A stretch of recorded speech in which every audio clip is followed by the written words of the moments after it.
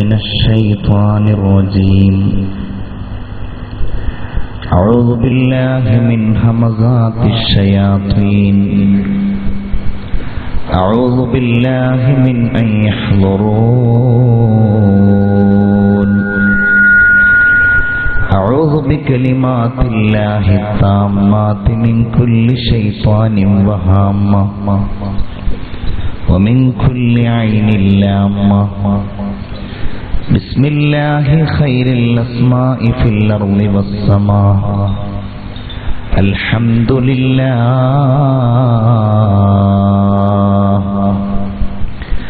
اللهم صل على سيدنا محمد وعلى آله وأصحابه أجمعين. ربنا لا مانع لما أعطيت ولا معطي لما منعت ولا راد لما قضيت ولا مبدل لما حكمت ولا ينفع ذا الجد منك الجد. سبحانك لا علم لنا إلا ما علمتنا إنك أنت العليم الحكيم. أعوذ بالله من الشيطان الرجيم. بسم الله الرحمن الرحيم. يا أيها الذين آمنوا اتقوا الله ولتنظر نفس ما قدمت لغد واتقوا الله إن الله خبير بما تعملون.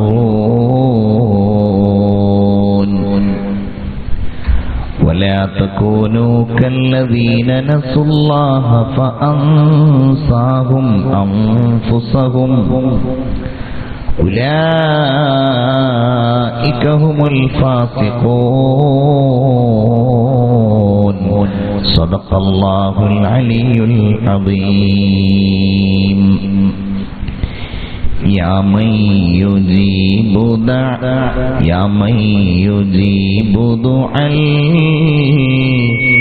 المضطر في الظلم.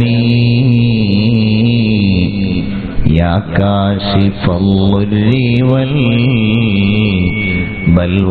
من السقم.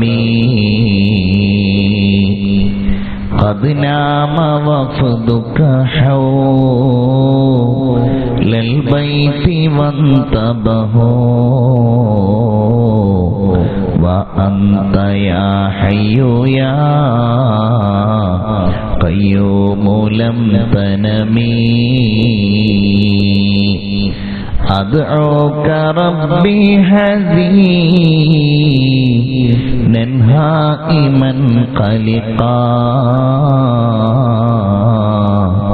فارحم بكائي بها في البيت والحرم. لو كان جودك لا يرجوه ذو سفه فمن يجود على العاصين بالكرم.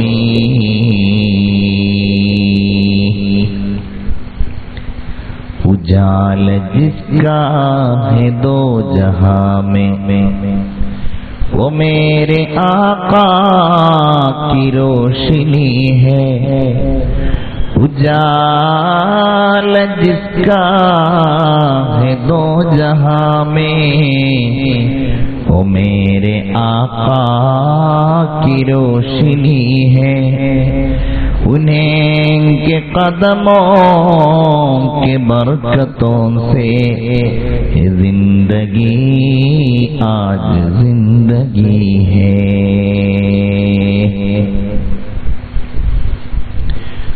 വേദിയിലിരിക്കുന്ന പ്രിയപ്പെട്ട അബ്ദുൽ അസീസ് ഹാജി, ഈ ഇൽമിന്റെ മജ്ലിസിൽ സന്നിഹിതരായിരിക്കുന്ന ഉസ്താദുമാരെ, പണ്ഡിതന്മാരെ, സഹോദരി സഹോദരന്മാരെ, അല്ലാഹു തആല ഒരുപാട് പ്രധാനപ്പെട്ട കാര്യങ്ങൾ മാറ്റിവെച്ച് ഈ സമയത്ത് നമ്മൾ ഇവിടെ എത്തിച്ചേർന്നതും ഇവിടെ ഇരിക്കുന്നതും ഈ വഅദ് പറയുന്നതുമൊക്കെ നമ്മുടെ ജീവിതത്തിലെ ഏറ്റവും വലിയ ഒരു അമലായി, ഒരു സൽക്കർമ്മമായി നമ്മിൽ നിന്ന് സ്വീകരിക്കുമാറാവട്ടെ. നിങ്ങളൊക്കെ ആമീൻ പറയൂ. ഇത് അല്ലാഹു നമ്മിൽ നിന്ന് സ്വീകരിക്കുമാറാവട്ടെ. നമ്മുടെ ഖൽബുകളെ അല്ലാഹു തആല ഈമാൻ കൊണ്ട് പ്രകാശിപ്പിക്കുമാറാവട്ടെ.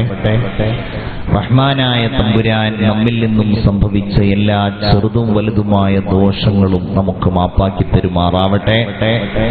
ഈ ആമീൻ പറയുന്ന ആരുടെയൊക്കെ വേണ്ടപ്പെട്ടവരാണോ മരിച്ചു പോയിട്ടുള്ളത്, പ്രത്യേകിച്ച് എന്നെ ഈ പരിപാടിയിലേക്ക് ക്ഷണിച്ച പ്രിയപ്പെട്ട ചെറുവാഞ്ചേരി ഇസ്മായിൽ സാഹിബ്, അദ്ദേഹത്തിന്റെ നാട്ടിൽ മരണപ്പെട്ട ഒരു സ്ത്രീക്ക് വേണ്ടി പ്രത്യേകം ദുആ ചെയ്യാൻ പറഞ്ഞിട്ടുണ്ട്. അല്ലാഹു തആല എല്ലാവരുടെയും ഖബർ സ്വർഗ്ഗമാക്കി കൊടുക്കുമാറാവട്ടെ. കാമിലായ മുഅ്മിനായി ജീവിച്ചു മരിക്കാൻ അല്ലാഹു നമുക്കൊക്കെ തൗഫീഖ് നൽകട്ടെ. ആമീൻ യാ റബ്ബൽ ആലമീൻ എന്ന് ദുആ ചെയ്യും. നാം നിരീക്ഷണത്തിലാണ് എന്നതാണ് നമ്മുടെ വിഷയം. ഈ ലോകത്ത് മറ്റുള്ളവരെ നിരീക്ഷിക്കുവാൻ നൂതനമായ യന്ത്രങ്ങൾ കണ്ടെത്തിക്കൊണ്ടിരിക്കുന്ന കാലമാണ്. ഹൈവേയിലൂടെ യാത്ര ചെയ്യുമ്പോൾ വഴിവക്കുകളിലൊക്കെ രേഖപ്പെടുത്തിയത് ഈ ഹെഡിങ് കേട്ടപ്പോൾ നിങ്ങളുടെ മനസ്സിൽ വന്നിട്ടുണ്ടാകും. അവിടെ നാം എന്നല്ല, നിങ്ങൾ നിരീക്ഷണത്തിലാണ് എന്നതായിരിക്കും. ക്യാമറകൾ ഉപയോഗിച്ച്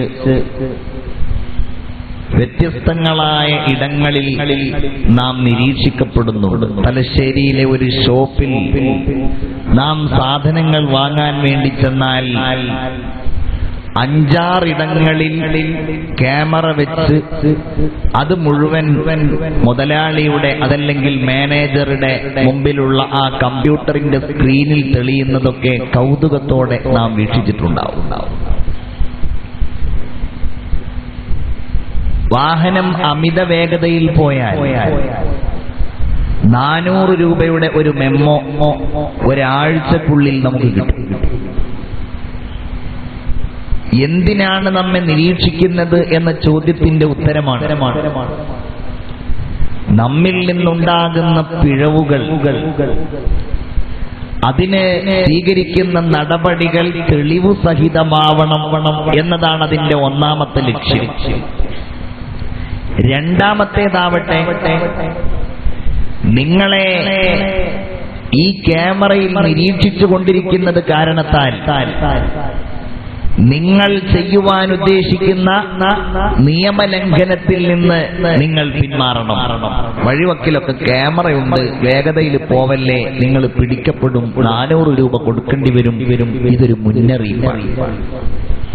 കടയിൽ കയറിയാൽ എല്ലായിടത്തും ക്യാമറ വെച്ചിട്ടുണ്ട്, അതുകൊണ്ട് അവിടുന്ന് മോഷ്ടിക്കാൻ ശ്രമിക്കല്ലേ, അവിടുന്നൊന്നും എടുക്കല്ലേ, ഇതാണ് അത് വിളിച്ചു പറയും. എങ്കിൽ നമ്മെ അല്ലാഹു റബ്ബുൽ ഇസ്സത്ത് നിരീക്ഷിക്കുന്നത് ഈ ക്യാമറകളെക്കാളും നൂതനമായ ഉപഗ്രഹങ്ങളെക്കാളും സാങ്കേതിക സംവിധാനങ്ങൾ ഉപയോഗിച്ചുണ്ടാക്കിയ ഒട്ടനേകം നിരീക്ഷണ വസ്തുക്കളെക്കാളും ഒക്കെ ഏറ്റവും ഉന്നതമായ കഴിവോടെയും ശേഷിയോടെയുമാണ് അല്ലാഹു നമ്മെ നിരീക്ഷിക്കുന്നു. മലായികത്ത് നമ്മെ നിരീക്ഷിക്കുന്നു. നമ്മുടെ ശരീരം നമ്മെ നിയന്ത്രിക്കുന്നു, നിരീക്ഷിക്കുന്നു. ഈ ഭൂമി നാം ചെയ്യുന്ന പ്രവർത്തനങ്ങൾ ഒപ്പിയെടുക്കുന്നു. ഇങ്ങനെ തുടങ്ങി ഇതൊക്കെ എന്തിനാണ്? അവിടെയാണ് നമ്മുടെ ഈമാൻ. ഇതൊക്കെ എന്തിനാണ്? അവിടെയാണ് യൗമ തുബ്ലസ് സറായിർ.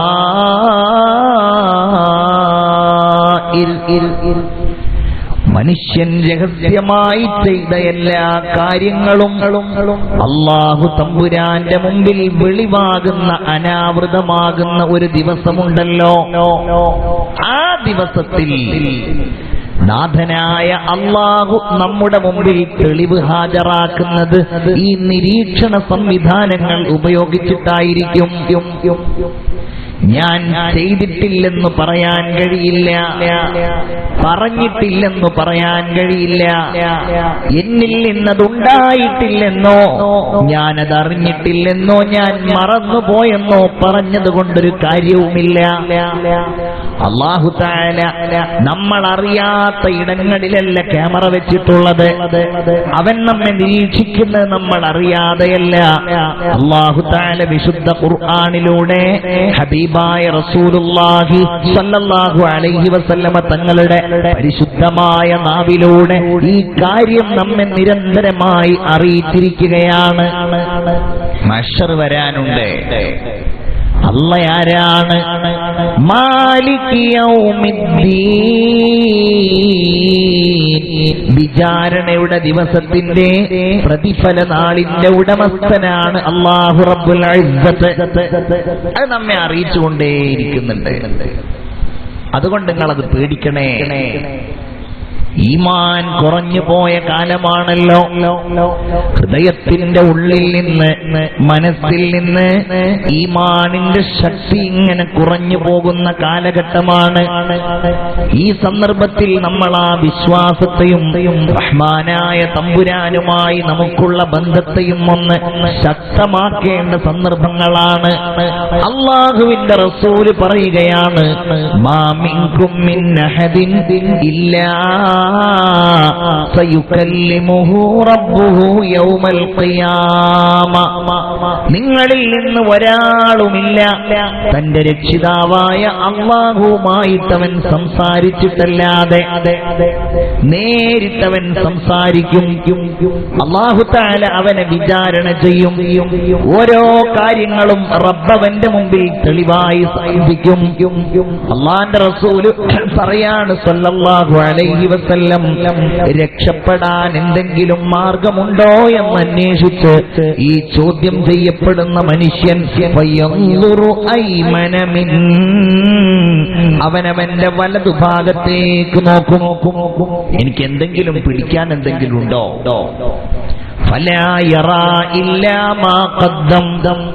ചെയ്തു കൂട്ടിയതല്ലാതെ മറ്റൊന്നുമേ അവനവിടെ കാണാൻ കഴിയില്ല. പറഞ്ഞ കള്ളങ്ങളുണ്ട്, ഗീബത്തുകളുണ്ട്, ആക്ഷേപങ്ങളുണ്ട്, കള്ളക്കച്ചവടങ്ങളുണ്ട്. ഇങ്ങനെ ചെയ്തു കൂട്ടിയ തിന്മകൾ മാത്രമേ ഉള്ളൂ. അവൻ അവന്റെ ഇടതുഭാഗത്തേക്ക് നോക്കും. ഫലായറാ ഇല്ലാ മാ ഖദ്ദം, അവിടെയും അവൻ ചെയ്തു കൂട്ടിയത് മാത്രമേ ഉള്ളൂ. ഇനി എന്താണ് രക്ഷപ്പെടാൻ എന്നുള്ള അന്വേഷണത്തിൽ അവൻ തന്റെ നേരെ നോക്കുമ്പോ ഫലായറാ ഇല്ലന്നാറത്തിൽ ഖാവജിഹി, അവന്റെ നേരെ അവൻ നരകത്തെയല്ലാതെ മറ്റൊന്നിനെയും കാണില്ല. അതുകൊണ്ട് ഫത്തഖുന്നാർ വലൗ ബിശിഖ്ഖി തംറ, ഒരു കാരക്കയുടെ ചീണ്ടുപയോഗിച്ചിട്ടാണെങ്കിലും നിങ്ങൾ നരകത്തിൽ നിന്ന് കാവൽ തേടണേ എന്ന് മുഹമ്മദ് മുസ്തഫ സ്വലാത്ത് മുഹമ്മദ് മുസ്തഫ. ചിലപ്പോ ചെറിയതെന്തെങ്കിലും കൊടുത്തിട്ടാവും, ചിലപ്പോ എന്തെങ്കിലും എടുത്തിട്ടാവും, ചിലപ്പോൾ എന്തെങ്കിലും നൽകിയിട്ടാവും, ചിലപ്പോൾ അതിൽ നിന്ന് വിലക്കിയിട്ടാവും. നിസ്സാരമായതാണെങ്കിലും നിങ്ങൾ തള്ളിക്കളയല്ലേ, നിങ്ങൾ നരകത്തെ പേടിക്കണേ എന്ന് മുഹമ്മദ് മുസ്തഫ സല്ലല്ലാഹു അലൈഹി വസല്ലം.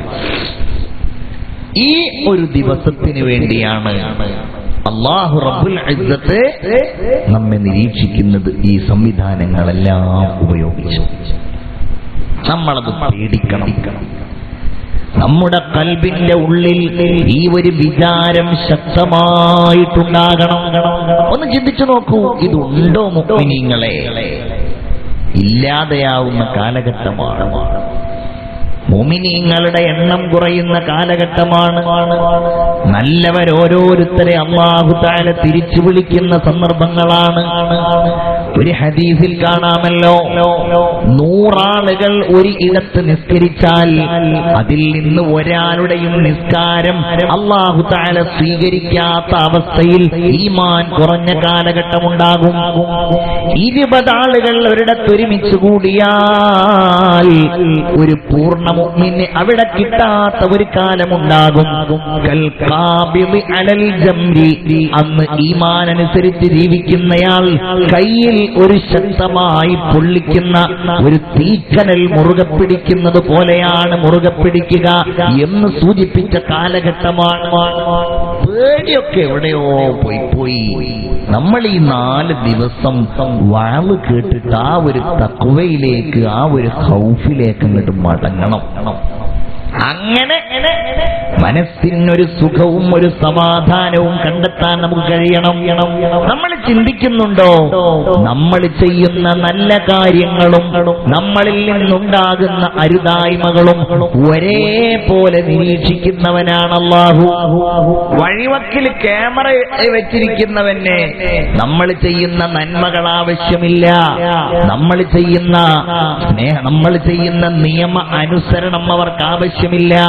കടയിൽ ക്യാമറ സ്ഥാപിച്ച ആളുകൾക്ക് ക്യാമറയിലൂടെ അറിയേണ്ടത് ആരെങ്കിലും നിയമം ലംഘിക്കുന്നുണ്ടോ എന്നതാണെങ്കിൽ അല്ലാഹു ഉണ്ടല്ലോ, നമ്മെ സൃഷ്ടിച്ച് നമ്മെ പരിപാലിക്കുന്ന ഏതൊരു റബ്ബിനെയാണോ നമ്മൾ അല്ലാഹുവേ എന്ന് വിളിക്കുന്നത്, ഏതൊരു അല്ലാഹുവിന്റെ മുമ്പിലാണോ ഞാനും നിങ്ങളും തസ്ബീഹുകളുമായി, തഹ്ലീലുകളുമായി, നിസ്കാരങ്ങളുമായി നമ്മുടെ ജീവിതം സമർപ്പിച്ചിട്ടുള്ളത്, ഏതൊരു തമ്പുരാന് വേണ്ടിയാണോ നമ്മൾ ലാ ഇലാഹ ഇല്ലല്ലാഹ് എന്ന് പറയുന്നത്, ആ തമ്പുരാനായ അല്ലാഹു റബ്ബുൽ ഇസ്സത്ത് ഉണ്ടല്ലോ, ആ തമ്പുരാൻ നമ്മുടെ എല്ലാ നന്മയും തിന്മയും നോക്കുകയാണ്. അല്ലേ? അവന് നമ്മൾ പറയണത് എന്താ? റബ്ബ്. എന്താ റബ്ബ് എന്ന് പറഞ്ഞ? എത്ര പ്രായമായി നിങ്ങൾ എത്ര കാലമായി റബ്ബേ എന്ന് വിളിക്കാൻ തുടങ്ങിയിട്ട്? അല്ലേ? റബ്ബേ എന്ന് വിളിക്കാൻ തുടങ്ങിയിട്ട്, റബ്ബേ എന്ന് ദുആ ചെയ്യാൻ തുടങ്ങിയിട്ട് എത്ര കാലമായി? പക്ഷേ റബ്ബേ എന്ന് വിളിക്കുമ്പോ കേവലം അല്ലാഹു എന്നുള്ള അർത്ഥമല്ലാതെ, അല്ലെങ്കിൽ രക്ഷിതാവേ എന്ന അർത്ഥമല്ലാതെ, പരിപാലകനെ എന്ന അർത്ഥമല്ലാതെ നമ്മുടെ മനസ്സിൽ അല്ലാഹുവിന്റെ ആ ഒരു വിചാരം ശക്തമായി സന്നിവേശിപ്പിച്ച് നാം റബ്ബേ എന്ന് വിളിക്കാറുണ്ടോ? ആരാണ് റബ്ബ്? അവൻ റബ്ബുൽ ആലമീനാണ്. എന്താണ് റബ്ബ് എന്ന് പറഞ്ഞാൽ? അത് നമുക്ക് ഉപയോഗിക്കാവുന്ന ഒരു നാമമല്ല. ഒരു അവസ്ഥ, ഒരു സംഗതിയെ അതിന്റെ ഏറ്റവും താഴ്ന്ന പടിയിൽ നിന്ന്, ഇല്ലായ്മയിൽ നിന്നുണ്ടാക്കി അതിന്റെ പൂർണ്ണതയിലേക്ക് അതിനെ എത്തിക്കുകയും അതിന്റെ നാശത്തിലേക്ക് അതിനെ എത്തിക്കുകയും ചെയ്യുന്ന പൂർണ്ണാധികാരമുള്ള നിയന്താവാണ് അർഹമുർ റഹീമീനായ അല്ലാഹു തമ്പുരാൻ. ഉദാഹരണമായിട്ട് ഈ സംസാരിക്കുന്ന എന്നെ നോക്കൂ നിങ്ങൾ. ഞാൻ ഈ ലോകത്ത് 30 കൊല്ലം മുമ്പുണ്ടായ ആളല്ല. എന്നെ അല്ലാഹു ഇല്ലായ്മയിൽ നിന്നുണ്ടാക്കി. എന്റെ പ്രിയപ്പെട്ട ഉമ്മായുടെ ഗർഭപാത്രത്തിൽ വെച്ച് അല്ലാഹു എന്റെ കൈകളെയും കാലുകളെയും കണ്ണുകളെയും ഉണ്ടാക്കി, എന്റെ വിരലുകളെ ഉണ്ടാക്കി, എന്റെ തലയെയും എന്റെ അവയവങ്ങളെയും എല്ലാം അല്ലാഹു ഉണ്ടാക്കി. എന്റെ മാതാവെന്നെ പ്രസവിച്ചു. അതോടെ അല്ലാഹു തആല തന്റെ ദൗത്യം നിർത്തിയോ? ഇല്ലല്ലോ. എന്നെ വലുതാക്കി, എന്നെ വളർത്തി, എനിക്ക് ആരോഗ്യം നൽകി, എനിക്ക് മനസ്സിലാക്കാനുള്ള കഴിവ് നൽകി, എനിക്കെല്ലാ സൗകര്യങ്ങളും അല്ലാഹു നൽകി. ഞാനിപ്പോൾ നിങ്ങളുടെ മുമ്പിൽ ഈ സംസാരിക്കാൻ കഴിയുന്ന അവസ്ഥയിലേക്ക് അല്ലാഹു എന്നെ ഇത്രയും എത്തിച്ചു. ഇനിയും എത്തിക്കും. അല്ലാഹു എത്രയാണോ ആയുസ് നൽകിയിട്ടുള്ളത്, അത് കഴിഞ്ഞാൽ അതിനുശേഷം അല്ലാഹുവിന്റെ തീരുമാനം എന്താണോ അതിനനുസരിച്ച് അത് നടക്കുകയും ചെയ്യും. ഇതൊരാളുടെ കാര്യം. ഇത് നോക്കൂ നിങ്ങൾ, നിങ്ങളുടെ എല്ലാവരുടെയും കാര്യം, നിങ്ങളുടെ മാതാപിതാക്കളുടെ കാര്യം, നിങ്ങളുടെ മക്കളുടെ കാര്യം, ഈ നാടിന്റെ, ഈ ജില്ലയുടെ, ഈ സംസ്ഥാനത്തിന്റെ, ഈ ലോകത്തിന്റെ ആകമാനമുള്ള മനുഷ്യരുടെ കാര്യം, മൃഗങ്ങളുടെ കാര്യം, വസ്തുക്കളുടെ കാര്യം, ഈ മഹാപ്രപഞ്ചത്തിലുള്ള ഓരോരുത്തരുടെയും റബ്ബ്, ആ റബ്ബാണ്. അല്ലേ? അല്ല, നമുക്ക് മാത്രമുള്ള ആളല്ല റബ്ബ്. അല്ലാഹു അവനുമായിട്ട് അടുക്കാൻ നമുക്ക് തൗഫീഖ് ചെയ്യട്ടെ. അല്ലാഹ് ആ വിളിക്കുമ്പോ നമ്മുടെ ഹൃദയത്തിൽ ഈ ഓർമ്മ ഉണ്ടാവണം. അപ്പോ അവന്റെ കഴിവെത്രയായിരിക്കും, അവന്റെ നിരീക്ഷണത്തിന്റെ ശക്തി എത്രയായിരിക്കും. റബ്ബ് നിങ്ങൾ മനസ്സിലാക്കേണ്ട ഒരു കാര്യം, വലിയ ഏറ്റവും മുകളിലുള്ള കാര്യങ്ങൾ മാത്രമല്ല, തീർത്തും നിസ്സാരമായ ഓരോ കാര്യങ്ങളിലും തമ്പുരാനായ അല്ലാഹുവിന്റെ നിരീക്ഷണമുണ്ട് എന്നുള്ളതാണ്. ഈ ആയത്തിന്റെ വ്യാഖ്യാനത്തിൽ ബഹുമാനപ്പെട്ട ഇമാം റാസി റളിയല്ലാഹു അൻഹു ഒരു സംഭവം പറയുന്നുണ്ട്. അല്ലാഹുവിന്റെ നിരീക്ഷണവും നിയന്ത്രണവും ബഹുമാനപ്പെട്ട ഇബ്രാഹിം ഇബ്നു അദ്ഹം റളിയല്ലാഹു അൻഹു ഒരിക്കൽ ഒരു നാട്ടിൽ ഒരു അതിഥിയായി ഒരിടത്ത് എത്തിച്ചേർന്നു. ഇബ്രാഹിം ഇബ്നു അദ്ഹം ഭരണവും നാടും ഒക്കെ അള്ളാന്റെ പ്രീതിക്ക് വേണ്ടി ഉപേക്ഷിച്ചയാളാണ്. അദ്ദേഹം ഒരിക്കലൊരു നാട്ടിലെത്തിച്ചേർന്നു. അവർ അദ്ദേഹത്തിന് ഒരു റൊട്ടി കൊടുത്തു. ഒരു പാത്രത്തിൽ വെച്ച് അദ്ദേഹം അത് കഴിക്കുമ്പോ ഒരു കാക്ക പറന്നു വന്ന് ആ റൊട്ടി കഷ്ണം കുത്തിക്കൊണ്ടുപോയി. ഇദ്ദേഹം ഈ കാക്ക ഇങ്ങനെ പതുക്കെ പറക്കുമ്പോ അദ്ദേഹവും അതിന്റെ പിന്നാലെ പോയി. എങ്ങോട്ടാണ് ഈ കാക്ക പറന്നു പോകുന്നത്? അദ്ദേഹം കാണുകയാണ് ആ കാക്ക ഇങ്ങനെ താഴ്ന്ന് ആരുമില്ലാത്ത വിജനമായ ഒരു സ്ഥലത്തേക്കാണ് പോകുന്നത്. പിന്നാലെ പോയപ്പോ ഇദ്ദേഹം കാണുകയാണ്, സുബ്ഹാനല്ലാഹ്, കൈകാലുകൾ ബന്ധിച്ച് മരത്തോട് ചേർത്ത് കെട്ടിയിരിക്കുന്ന ഒരു യുവാവ്. ആ യുവാവിന്റെ വായിലേക്ക് ഈ കാക്ക ഈ റൊട്ടി ഇങ്ങനെ കുത്തിവെച്ചു കൊടുക്കുകയാണ്. കണ്ടോ നിങ്ങൾ, അല്ലാഹു റബ്ബുൽ ഇസ്സത്തിന്റെ നിയന്ത്രണമാണ്, അവന്റെ നിരീക്ഷണമാണ്. ഏതെങ്കിലും ഒരാൾ അങ്ങനെ തുടങ്ങി ഈ ലോകത്തുള്ള ഓരോരുത്തരും ജീവജാലങ്ങളും മൃഗങ്ങളും നോക്കൂ നിങ്ങൾ. ബഹുമാനപ്പെട്ട യൂനുസ് നബി അലൈഹിസ്സലാം ഒരിക്കൽ അദ്ദേഹം ഒരു വഴിവക്കിലൂടെ നൈൽ നദിയുടെ തീരത്തുകൂടെ ഇങ്ങനെ നടന്നു പോവുകയാണ്. അപ്പോഴാണ് അദ്ദേഹം കാണുന്നത് ആ നൈൽ നദിയുടെ തീരത്ത് അതാ ഒരു തേളിങ്ങനെ വെള്ളത്തിലേക്ക് ചാടാൻ നിൽക്കുകയാണ്. ഒരു വിഷമുള്ള ജീവിയായ തേള്. ആ തേള് പെട്ടെന്ന് ആ തേളിന്റെ മുമ്പിൽ വലിയ ഒരു തവള വന്നു. മഹാന്മാരവരുടെ ഗ്രന്ഥങ്ങളിൽ രേഖപ്പെടുത്തിയ സംഭവമാണ്. യൂനുസ് നബി കാണുന്നു ആ തവളയുടെ പുറത്തേക്ക് ഈ തേള് ചാടിക്കയറി. തവള ഇങ്ങനെ മുങ്ങിയും പൊങ്ങിയും അങ്ങനെ ഒരു സ്ഥലത്തെത്തി. യൂനുസ് നബി ആ ജീവികളെ പിന്തുടരുന്നുണ്ട്. യൂനുസ് നബി കാണുകയാണ് ആ തേള് നേരെ ഇറങ്ങിയിട്ട് വേഗത്തിൽ പോയി ഒരു പാമ്പിനെ അങ്ങ് കുത്തി. നോക്കിയപ്പോഴോ വഴിവക്കിൽ ഒരു മരത്തിന് ചുവട്ടിൽ ഒന്നും അറിയാതെ കിടന്നുറങ്ങുന്ന ഒരു പാവം മനുഷ്യൻ.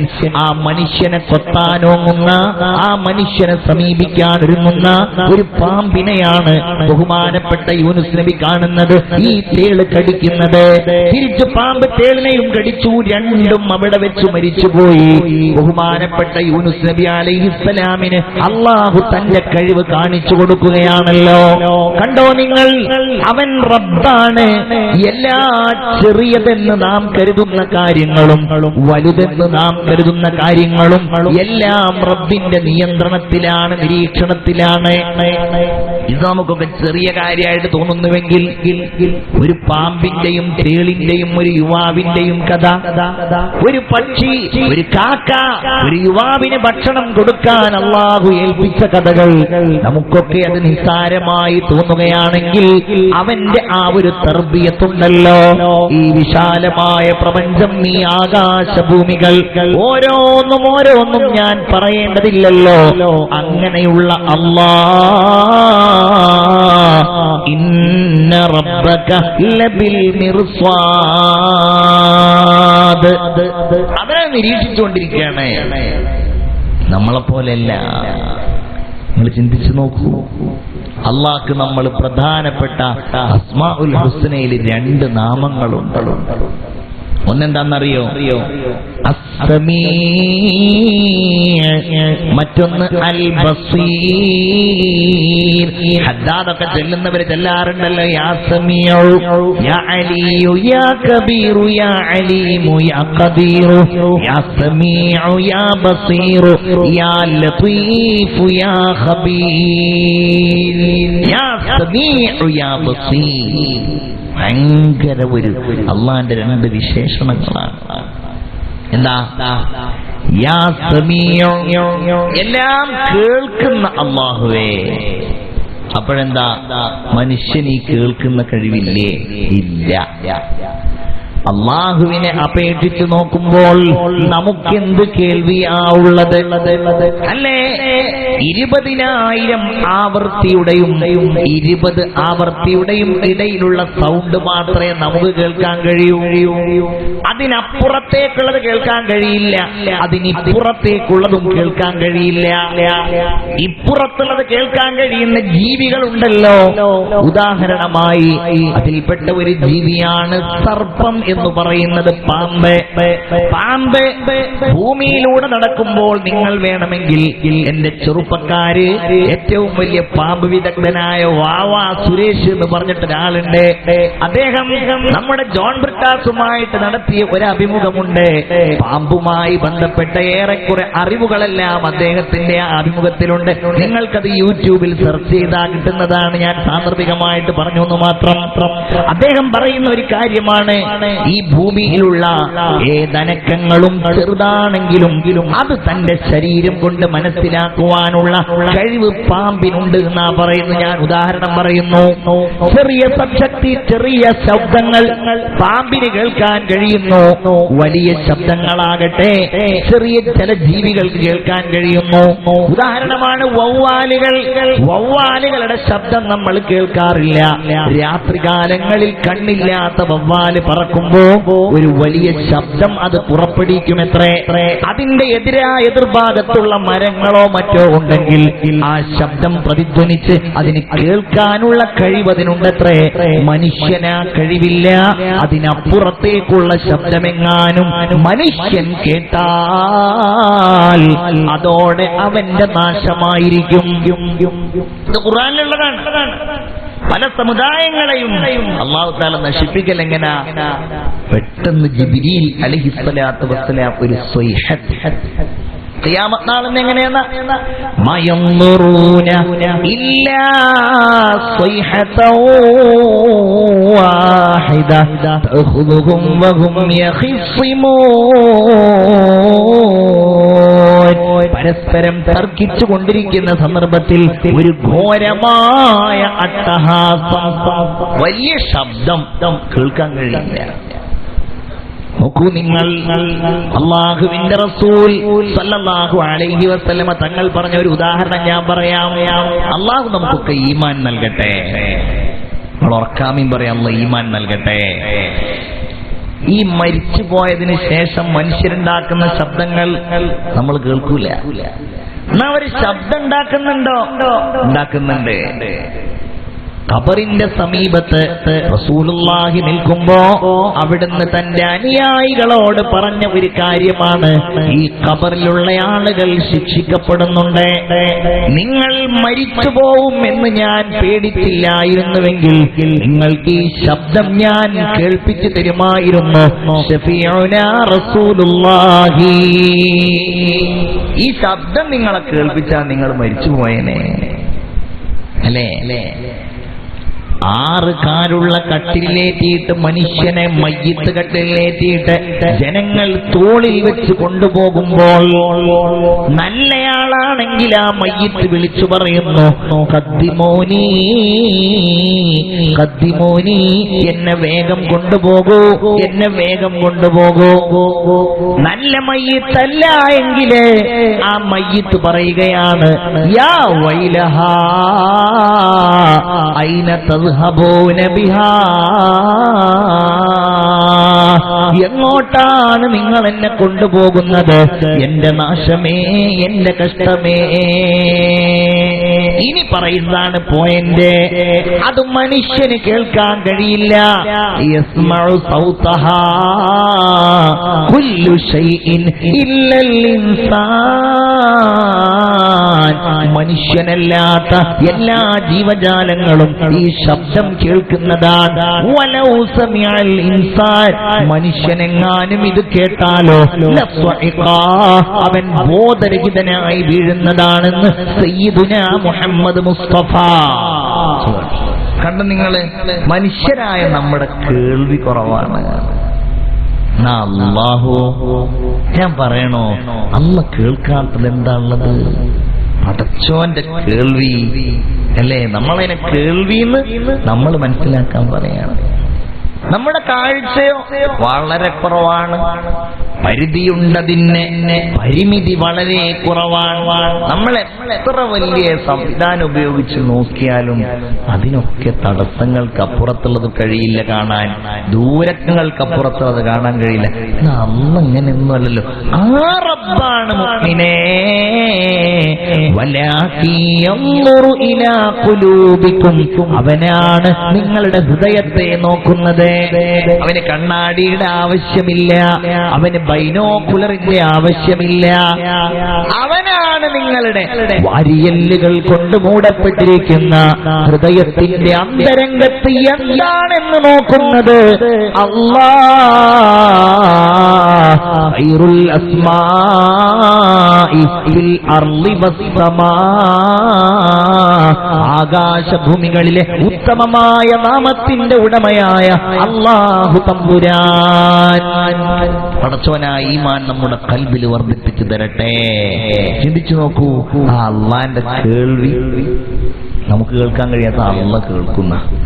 യസ്മഉ ദബീബൻ നംല ഫിൽ ളുൽമതി സൗദാ അല സഖറതി സമ്മാ. അല്ലേ, ഇരുട്ട് കട്ട പിടിച്ച കൂടിരുട്ടിൽ വെണ്ണക്കല്ലിന് മുകളിലൂടെ നടന്നു പോകുന്ന കട്ടുറുമ്പിന്റെ കാലിന്റെ മർമ്മരം കേൾക്കാൻ കഴിയുന്നവനാണ് അല്ലാഹ്.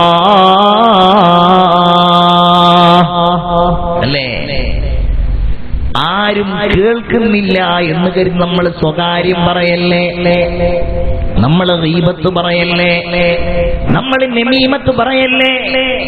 നമ്മൾ ഒരു പക്ഷേ വിചാരിക്കുന്നത് ഇതാരും കേൾക്കുന്നില്ലല്ലോ എന്നതാണ്, ഇതാരും അറിയുന്നില്ലല്ലോ എന്നതാണ്. എത്ര നിസ്സാരമായിട്ടാണ് മുഅ്മിനേ നമ്മൾ ഇന്ന് നുണ പറയാറുള്ളത്. അത് നുണയാണോ എന്ന് ചിന്തിക്കാൻ പോലും നമുക്ക് കഴിയാറില്ല. നമ്മൾ ജോലി ചെയ്യുന്ന ഇടങ്ങളിൽ നമ്മുടെ ഭാര്യയോട്, നമ്മുടെ മാതാപിതാക്കളോട്, ഉദാഹരണം ഞാൻ പറയട്ടെ, റസൂലുള്ളാഹിയുടെ അടുക്കൽ ആയിഷ ബീവി നിൽക്കുമ്പോ തൊട്ടടുക്കൽ ഒരു പെണ്ണുണ്ട്. ഈ പെണ്ണിനോട് ഒരൽപ്പം പാല് കുടിക്കാൻ വേണ്ടി ആയിഷ ബീവി പറഞ്ഞപ്പോ ആ സ്ത്രീ പറഞ്ഞു, എനിക്കത് വേണ്ട. പെട്ടെന്ന് റസൂലുള്ള ചോദിച്ചു, എന്തിനാണ് നിങ്ങൾ വിശപ്പിന്റെയും നുണയുടെയും ഇടയിൽ യോജിപ്പിക്കുന്നത്? വേണ്ടാന്ന് പറഞ്ഞ അത് നുണയാണല്ലോ. ആയിഷ ബീവി ചോദിച്ചു, നബിയേ, ഇതൊരു നുണയാണോ? അവിടുന്ന് പറയാണ്, നുണയാണെങ്കിൽ അത് നുണയാണ്, അതല്ല ഒരു ചെറിയ നുണയാണെങ്കിൽ ഫോർമാലിറ്റിക്ക് വേണ്ടി നമ്മൾ പറയുന്ന അത്തരം വാക്കുകൾ പോലും ഒരു ചെറിയ നുണയായി റഹ്മാനായ റബ്ബിന്റെ അടുക്കൽ ഉണ്ടാകുമെന്ന് സയ്യിദുനാ മുഹമ്മദ് മുസ്തഫ. പടച്ചോനെ, ഒന്ന് ആലോചിച്ചു നോക്കി നിങ്ങൾ. മൊബൈൽ ഫോണിലൂടെ അല്ലേ, നമ്മളുടെ വിളിയിലും നമ്മുടെ വർത്തമാനത്തിലും നമ്മുടെ സംസാരത്തിലും സുബ്ഹാന റബ്ബി എന്തൊക്കെ അല്ലാഹ് കേൾക്കുന്നുണ്ട്. അത് മാത്രം ആലോചിച്ചാൽ മതി. പടച്ചോന്റെ കേൾവി, അതിന്റെ പരിധി രക്ഷപ്പെടാൻ കഴിയില്ലല്ലോ. അതിൽ നിന്ന് ആർക്കും രക്ഷപ്പെട്ട് ഒരവസ്ഥയിലെത്താൻ കഴിയില്ലല്ലോ. അത് ഉറപ്പാണല്ലോ. അള്ളാന്റെ ദൃഷ്ടിയാണെങ്കിലോ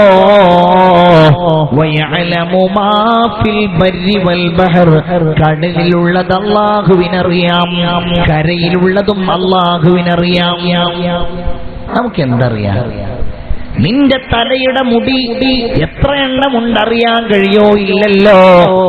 നിന്റെ അകത്തുള്ള അവയവങ്ങൾ നിനക്കറിയില്ലല്ലോ.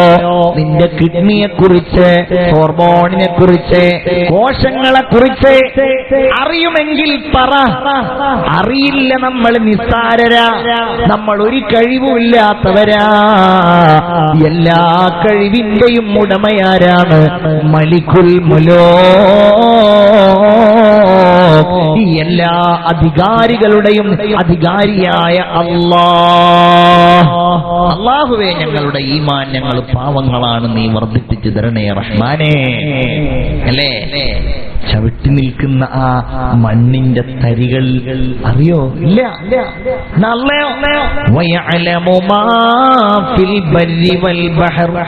അവന്റെ അറിവ് ഭയങ്കരല്ലേ?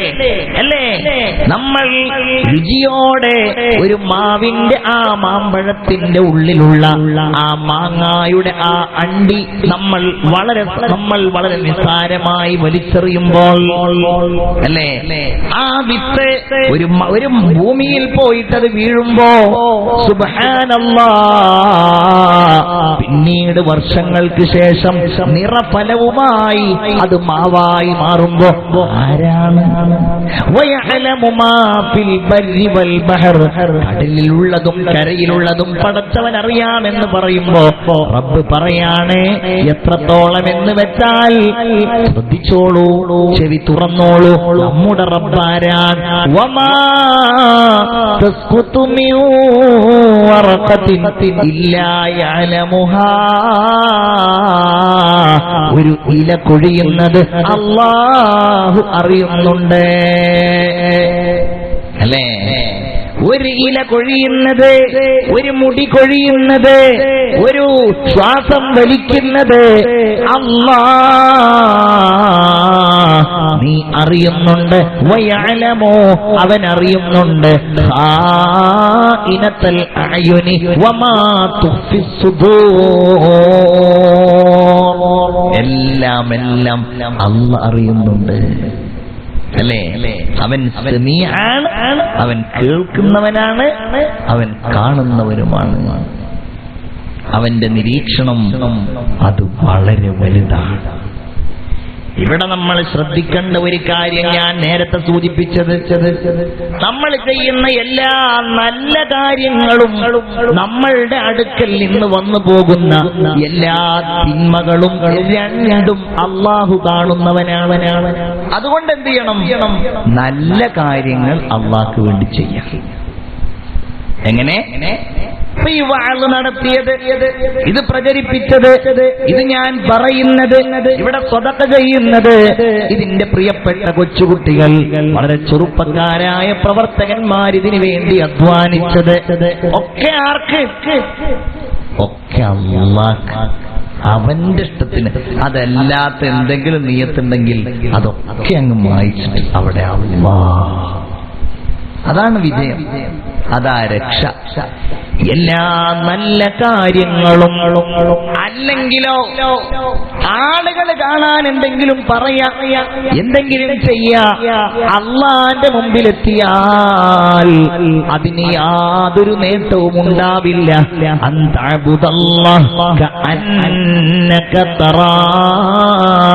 അല്ലാഹുവിനെ നീ കാണുന്നത് പോലെ നീ അല്ലാഹുവിനെ ആരാധിക്കണം. ഇബാദത്ത് ചെയ്യുമ്പോ പടച്ചവൻ എങ്ങനെ കാണുന്നത് പോലെ. അല്ലാഹനെ കാണുന്നില്ല എങ്കിലും അല്ലാഹു നിന്നെ കാണുന്നവനാണ്. ഇത് ഖൽബിലേക്ക് അങ്ങോട്ട് കയറണട്ടോ, അല്ലെങ്കിൽ പെട്ടുപോകും ഒരാൾ. അത് പ്രത്യേകിച്ച് ഹജ്ജിന്റെ കാലാണ്, ഉംറയുടെ കാലാണ്, ഉളുഹിയ്യത്തിന്റെ സമയമാണ്. ബാക്കിയായിട്ട് എല്ലാവരും നല്ല അഭിപ്രായം പറയാനും അതുപോലെ എല്ലാവരുടെ അടുക്കലും ഒരു വെയിറ്റ് കിട്ടാനൊക്കെ ഉള്ള അമലാണ് അല്ലെ ഹജ്ജ്. ബാക്കിയുള്ള എല്ലാ കർമ്മങ്ങളെക്കാളും ഏറ്റവും വേഗത്തിൽ പ്രതിഫലം നഷ്ടപ്പെടുന്ന ഒരു കർമ്മമാണ്. എന്തേ? നിസ്കാരം. ഒരാൾ നിസ്കരിച്ചു എന്ന് വിചാരിച്ചിട്ട് അയാൾക്ക് വലിയൊരു സ്ഥാനം, ഒരാള് നോമ്പ് നോറ്റതിനൊരു പ്രത്യേക അവാർഡ്. ഹജ്ജ് അങ്ങനെയല്ല. ഹജ്ജ് പോകുന്ന സമയത്ത് ഒരു യാത്രയപ്പ്, ഒരു സ്വീകരണം, വരുന്ന സമയത്ത് എല്ലാരും കൂടെ കൂടി ഒരു സ്വീകരണം, അല്ലെ? എല്ലാം കൊണ്ടും സൂക്ഷിക്കണം. ഭാവിയിൽ ആ കർമ്മം ചെയ്യാൻ ആഗ്രഹിക്കുന്നവർ, ഉംറക്ക് പോകാൻ ആഗ്രഹിക്കുന്നവർ, ഉളുഹിയത്ത് അറുക്കുന്ന ആളുകൾ, അല്ലെ? ആർക്ക് നബിയോട് ഒരാൾ ചോദിച്ചു, യാ റസൂലല്ലാഹ് അറഅയ്ത അമലൻ യൽതമിസുൽ അജ്റ വസിക്റ. ഒരാൾ ഒരു കർമ്മം ചെയ്യുന്നുണ്ട്, രണ്ടാഗ്രഹം അയാൾക്കുണ്ട്. ഉളുഹിയത്ത് എന്നുള്ളതൊരു ഇബാദത്തുമാണ്. ആളുകൾ ഇയാളൊരു പോത്തിനെ ഉളുഹിയത്ത് അറുത്തിട്ടുണ്ട് എന്ന് പറയും വേണം. ഇവിടൊക്കെ ആ പരിപാടി ഇല്ലേ? അല്ലേ? ഉളുഹിയത്തില്ലേ? എത്ര പോത്തുണ്ടാവും ഇവിടെ? ഒരു മഹലിൽ സാധാരണ മാഷാ അല്ലാഹ് 5-6. ബാക്കിയൊക്കെ വീട്ടിൽ നടക്കലാണോ? ഞങ്ങളുടെ എറണാകുളം ജില്ലയാണ് ആ വിഷയത്തിൽ ഏറ്റവും മുൻപന്തിയിൽ നിൽക്കുന്നത്. അവിടെ ഓരോ മഹലിൽ, ചില മഹലിൽ 60, 70, 100. നിങ്ങൾ എറണാകുളത്ത് ആലുവയിലൊക്കെ ജോലി ചെയ്യുന്ന ആളുകളൊക്കെ ഉണ്ട്, അവിടെ കടകളൊക്കെ ഉള്ള ആൾക്കാരുണ്ട്. അവിടെ പോയി അവരോട് അന്വേഷിച്ചാൽ മതി. അത്ഭുതപ്പെട്ടു. ഭയങ്കര ഉളുഹിയത്തറുക്കുക എന്നുള്ളത് അവരുടെ നാടിന്റെ ഒരു അഭിമാനത്തിന്റെ കേസായിട്ട് അത് വാളൊക്കെ പറഞ്ഞ് ഞങ്ങളൊക്കെ ഇടക്കിടക്ക് പ്രസംഗത്തിൽ പറഞ്ഞിട്ട് ഇപ്പൊ ആ 170 ഇതൊക്കെ ഒരു 70 അവിടെയും ബാക്കിയൊക്കെ പാലക്കാട്, അതുപോലെ പല ഭാഗങ്ങളിൽ ഈ ഉളുഹിയത്ത് സ്വപ്നം കാണാൻ പോലും കഴിയാത്ത മഹല്ലുകളിൽ കൊണ്ടുപോയിട്ട് അറക്കുന്ന മുഅ്മിനീങ്ങളൊക്കെ ഒരുപാടുണ്ട്. ഏതായാലും ഉളുഹിയത്തറുക്കാന്ന് അല്ലെ, ഷെയർ കൂടിയിരിക്കുകയാണ്. എന്റെ ഷെയർ എടുത്താ ഞാൻ ഇവിടെ കൂടിയിട്ട് എന്താ അതിന് യാതൊരു അഡ്രസ്സും ഇല്ല എന്നൊക്കെ ചോദിച്ച് ഒരു തരം ജാട എല്ലാ കാര്യങ്ങളിലും സ്വീകരിക്കുന്നതാണ്. എന്നാൽ അയാൾക്കാണെങ്കിലോ ഇത് ചെയ്യുമ്പോൾ ദിക്ർ അള്ളാഹു റബ്ബുൽ ഇസ്സത്ത് സ്വീകരിക്കണം രണ്ടാഗ്രഹമുണ്ട്. ഹജ്ജ് ചെയ്യുമ്പോ ഞാനീ പോകുന്ന നാലാൾ അറിയണമെന്നും ആഗ്രഹമുണ്ട്, അതോടൊപ്പം പടച്ചോനെ ഒരു ഹജ്ജ് ചെയ്യണം, രണ്ടും ആഗ്രഹമുണ്ട്. ഇതൊക്കെ ഞാൻ പറഞ്ഞത് മനസ്സിലായോ? പടച്ചറബ് എല്ലാവരും ഇരുട്ടത്തായതുകൊണ്ട് ആരുടെയും മുഖം കാണുന്നില്ല. ഈ വെളിച്ചം നമ്മളുടെ മുഖത്തൊക്കെ എന്താ സൗകര്യം എന്നറിയാം. നിങ്ങളൊക്കെ ഇരുട്ടിലാണ്, അതുകൊണ്ട് എനിക്ക് മുഖം നോക്കാതെ തന്നെ കാര്യങ്ങൾ പറയാം. അപ്പോ അള്ളാഹുവിനെ ഇയാള് നല്ലതും ആഗ്രഹിക്കുന്നുണ്ട്, എന്നാൽ പിന്നെ ആളുകൾ അറിയണമെന്നും ആഗ്രഹിക്കുന്നുണ്ട്. എന്താ നബി ഇതിനെ പറ്റി അഭിപ്രായം? റസൂലുള്ള പറഞ്ഞു, അവന് ഒരു കൂലിയില്ല. നബിയെ രണ്ടാമത് ചോദിച്ചു, നബി എന്നാലും അവനൊരു കൂലിയില്ല, അവനൊരു കൂലിയുമില്ല. 3 തവണ പറഞ്ഞിട്ട് റസൂലുള്ള പറയാണ്, അല്ലാഹു സ്വീകരിക്കുന്നത് ഇല്ലാ കാന ഖാലിസൻ ലില്ലാ, അല്ലാഹുവിന് വേണ്ടി മാത്രമായതല്ലാതെ പടച്ച തമ്പുരാനൊന്നുമേ സ്വീകരിക്കില്ലെന്ന് ഖാല റസൂലുള്ളാഹി സ്വല്ലല്ലാഹു അലൈഹി വസല്ലം. ഇവിടുന്ന് നമ്മൾക്ക് തോന്നും അത് സ്വീകരിച്ചിട്ടുണ്ട്. പക്ഷേ അല്ലാഹു തആല വല മഹ്ശറിലേക്ക് കൊണ്ടുവരുമ്പോഴേക്കാരം പടച്ചോനെ ഇതൊന്നും സ്വീകരിച്ചിട്ടില്ലേ. അല്ലാഹുവരെ വിളിക്കും. ആദ്യം വിളിക്കലാരെയാണ്? റജുലുൻ ഉസ്തുഷ്ഹിദ, അല്ലാഹുവിന്റെ മാർഗത്തിൽ ഷഹീദായ ഒരാളെ വിളിക്കും. എന്നിട്ട് ചോദിക്കും, എന്താണോ നിനക്ക് ഞാൻ ഒരുപാട് നിഅമത്ത് തന്നില്ലേ, ശരീരം തന്നില്ലേ, ആരോഗ്യം തന്നില്ലേ, എനിക്ക് വേണ്ടി നീ എന്ത് ചെയ്തു? അയാള് പറയും, അല്ലാഹ് നിന്റെ മാർഗത്തിൽ ഞാൻ എന്റെ ശരീരം കൊടുത്തു റബ്ബേ. അല്ലാഹ് എന്താ പറയാന്നറിയോ? കദബ്ത, നീ നുണ പറഞ്ഞതാണ്, നീ അതിനു വേണ്ടിയല്ല ചെയ്തായത്. നീ വലിയ യുദ്ധപ്പോരാളിയാണ്, ധീരനാണ്, വലിയ സൈന്യനായകനാണ് എന്നൊക്കെ പറയപ്പെടാനല്ലേ നീ അങ്ങനെ ചെയ്തത്. ഫഖദ് ഖീൽ, അങ്ങനെ ആളുകൾ പറഞ്ഞിട്ടുണ്ടല്ലോ. ചില ആളുകൾ നമ്മളെ പോലത്തെ ആൾക്കാരൊക്കെ എല്ലാ കാര്യങ്ങളും ചില ആൾക്കാർ വിചാരിക്കും, പടച്ചോനെ ഞാനിങ്ങനെ ആൾക്കാരുടെ ഇടയിലൊക്കെ നിന്നിട്ട് ഞാൻ അങ്ങനെ ലാ ഇലാഹ ഇല്ലല്ലാഹ് ചൊല്ലി മരിച്ചിട്ട് ആളുകളൊക്കെ എന്നെ പറ്റി നല്ല അഭിപ്രായം പറയണമെങ്കിൽ എന്തോ ഒരു രസമായിരിക്കും അല്ലേ. ആ മരിക്കുകയാണെങ്കിൽ അതിൽ പോലും അത് മറ്റുള്ളവർ കണ്ട് ബാക്കി പിന്നെ എല്ലാവരും ഒരു ദിക്റൊക്കെ ചെല്ലിട്ടാ മരിച്ചതെന്ന് പറയണം. ഇതാ മനസ്സിന്റെ ഒരു മോഹം. സുബ്ഹാനല്ലാഹ്, അല്ലാഹ് നമ്മളൊക്കെ നന്നാക്കി തരട്ടെ. ഇത് പോണെങ്കിൽ വലിയ പണിയാ, അല്ലാഹ്ക്ക് വേണ്ടി ചെയ്യാ. അതാണ് നാം നിരീക്ഷണത്തിലാണെന്നുള്ള വിഷയം കൊണ്ട് ഉദ്ദേശിച്ചത് അല്ലേ. ചിന്തിച്ചു നോക്കൂ.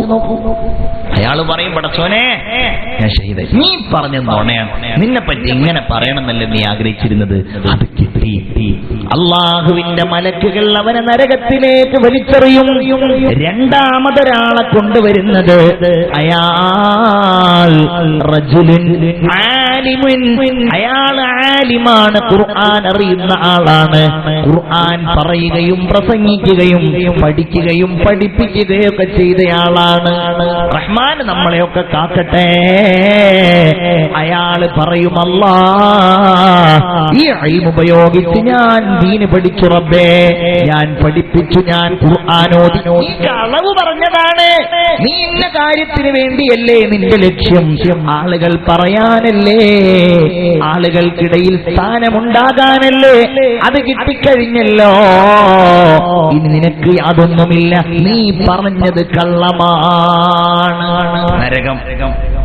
പിന്നെ ആരാ? റജുലുൻ മുതസദ്ദിഖുൻ, സദഖ ചെയ്തയാൾ.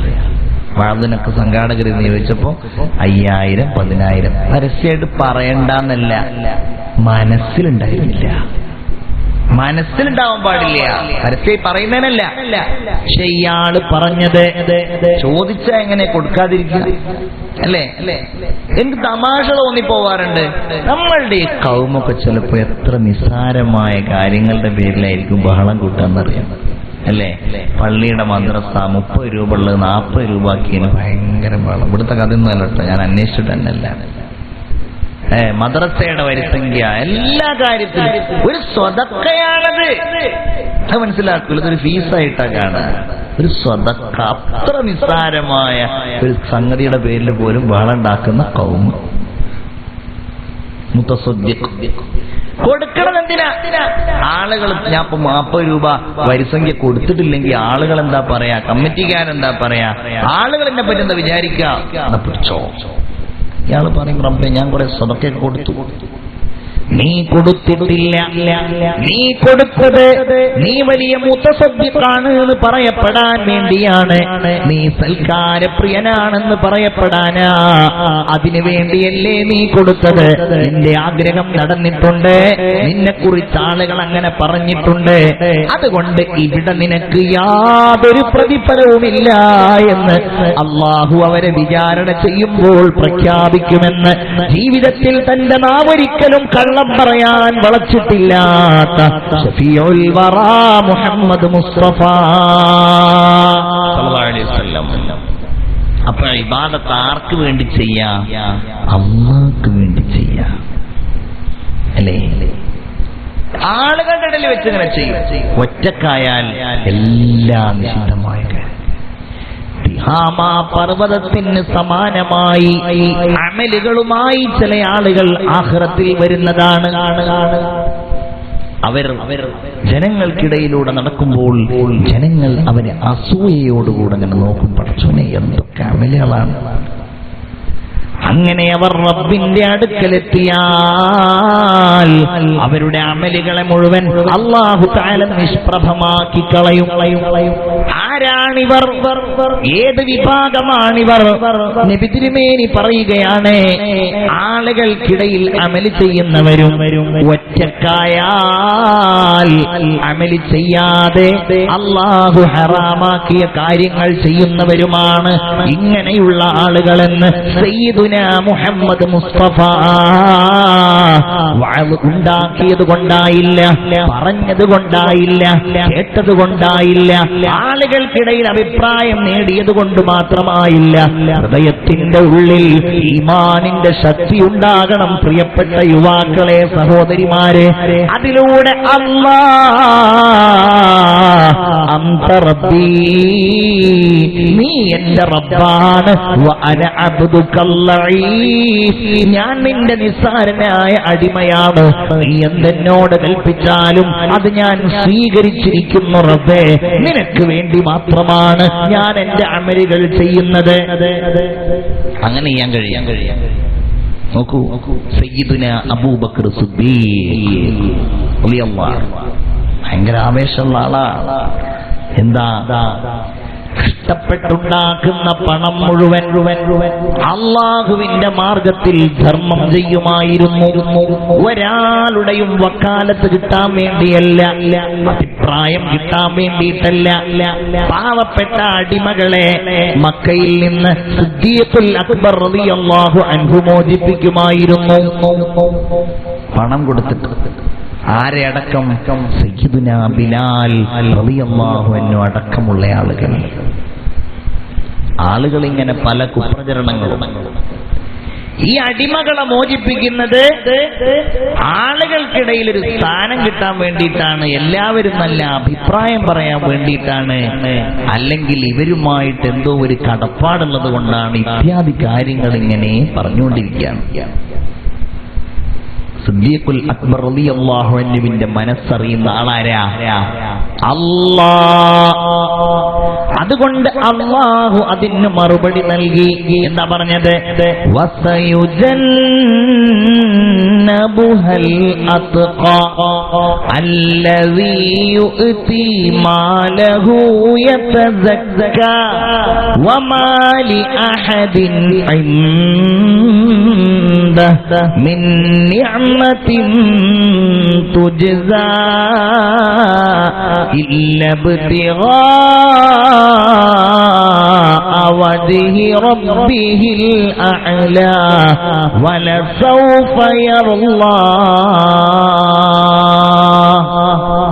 അതാണ് ഇത് കേവലം സിദ്ദീഖുൽ അക്ബറിന്റെ മാത്രം അനുഭവമല്ല. ഇത് മുഅ്മിനീങ്ങളെ, ഈ പറയുന്ന എന്റെയും നിങ്ങളുടെയും ഓരോരുത്തരുടെയും മാനസികാവസ്ഥയാകണം. എന്താ അല്ലാഹ് പറയുന്നത്? വസയുജന്നബുഹൽ അത്ഖാ. അല്ലാഹുവിനെ ഏറ്റവും തഖ്വ ചെയ്യുന്ന ആളെ നരകത്തിൽ നിന്ന് അകറ്റുന്നതാണ്. ഈ ആയത്തിന്റെ അടിസ്ഥാനത്തിലാണ് അല്ലാഹുവിനെ ഏറ്റവും തഖ്വ ചെയ്യുന്ന ആൾ സിദ്ദീഖുൽ അക്ബറാണ് എന്ന് പറഞ്ഞതും. അള്ളാഹുവിന്റെ അടുക്കൽ പ്രവാചകന്മാര് കഴിഞ്ഞാൽ പിന്നെ ഏറ്റവും ശ്രേഷ്ഠനായ ആൾ അബൂബക്കർ സിദ്ദീഖ് റളിയല്ലാഹു അൻഹു ആണ് എന്ന് പണ്ഡിതന്മാർ ഏകോപിച്ച് അഭിപ്രായപ്പെടുന്നതും. കാരണം ഈ ആയത്തിറങ്ങിയത് സിദ്ദീഖ് തങ്ങളെ സംബന്ധിച്ചാണ്. ഏറ്റവും കൂടുതൽ തഖ്വ ചെയ്യുന്ന ആളെ നരകത്തിൽ നിന്ന് അകറ്റുന്നതാണ്. എന്താണ് ആ മനുഷ്യൻ ചെയ്യുന്നത്? അല്ലദീ യുഅ്തി മാലഹു പരിശുദ്ധി നേടാൻ വേണ്ടി തന്റെ സ്വന്തം ധനം അദ്ദേഹം ചെലവഴിക്കുകയാണ്. പിന്നെയോ വമാലി അഹദിൻ ഇൻദഹു മിൻ നിഅമത്തിൻ തുജ്സാ. ഒരാളിൽ നിന്നും ഒരു പ്രതിഫലവും ആ മനുഷ്യൻ ആഗ്രഹിക്കുന്നില്ല. എന്തല്ലാതെ ഇല്ലാ ഇബ്തിഗാ വജ്ഹി റബ്ബിഹിൽ അഅ്ലാ. ഉന്നതനായ അല്ലാഹുവിന്റെ പ്രീതിയല്ലാതെ അത് മാത്രം ആഗ്രഹിച്ചു. അതുകൊണ്ട് നരകില്ല.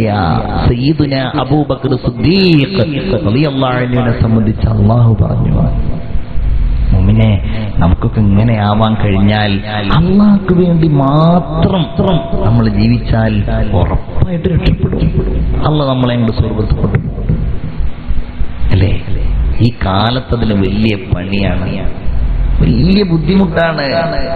നമ്മുടെ മനസ്സും നമ്മുടെ അമലുകളും ഒരേ രൂപത്തിൽ സഞ്ചരിക്കാന്നുള്ളത് അല്ലേ? നമ്മുടെ കൽബിനെ തെറ്റിച്ചിരിക്കുകയാണ്. മൊബൈൽ ഫോണ് ഉപയോഗിക്കുന്ന കാര്യങ്ങൾ, നമ്മുടെ ധനം, നമ്മുടെ പൊങ്ങച്ചം, ഇതൊക്കെ ഒന്ന് തൽക്കാലം നമ്മൾ ഓരോരുത്തരും ഒന്ന് നന്നാവും. അതിനാണ് ഈ വഅദ്. റസൂലുള്ള പറയാണ് സല്ലല്ലാഹു അലൈഹി വസല്ലം, ഇദാ ദഖല അഹ്ലുൽ ജന്നതി അൽ ജന്ന, സ്വർഗ്ഗവാസികൾ സ്വർഗ്ഗത്തിൽ കടന്നു കഴിഞ്ഞാൽ, എല്ലാരും ആഗ്രഹിക്കും. നിങ്ങളെല്ലാരും എണീറ്റ് നിന്ന്, എല്ലാരും എണീറ്റ് നിന്ന് ഒരു സ്വലാത്ത് ഒന്ന് ഉഷാറാവി. എല്ലാരും എന്നാ ഈ പോകാൻ ഇടക്കിടക്ക് ഇങ്ങനെ എണീക്കുന്ന ആൾക്കാർക്ക് മെല്ലെ പോവും ചെയ്യാൻ എണീറ്റുന്ന അതൊരു സൗകര്യമാണ്. ആയിക്കോട്ടെ, പറയാം ഇൻഷാ അല്ലാഹ്. ഒരു സ്വലാത്ത് എല്ലാവരും ഒന്ന് കൈയൊക്കെ ഒന്ന് ഉഷാറായിക്കോട്ടെ. ഞാനെല്ലാവരും ഒന്ന് ഉഷാറായിട്ട് കുറെ നേരം അടുത്ത ആളെ മൂക്കും എന്ന് ഒടിക്കരുത് കേട്ടോ, ഓർക്ക് പോകാൻ മാത്രം. ഒരു സ്വലാത്ത് അലാ ത്വാഹ റസൂലില്ലാ അലാ യാസീൻ ഹബീബില്ലാഹ്. അല്ലാഹുവേ ഈ ഇരുത്തം നീ സ്വീകരിക്കണേ റഹ്മാനേ, ഈ ഇരുത്തം നീ ഖബൂലാക്കണേ അല്ലാഹ്. ആമീൻ യാ റബ്ബൽ ആലമീൻ. ഇൻഷാ അല്ലാഹ് ഇൻഷാ അല്ലാഹ്. നിങ്ങൾക്കറിയാലോ നമ്മളുടെ ഈ വഅദ് സംഘടിപ്പിച്ചിരിക്കുന്നത് വളരെ ചെറിയ കുട്ടികളാണ്. അപ്പൊ ആ പിഞ്ചു മക്കള് നല്ല മക്കളാണ്.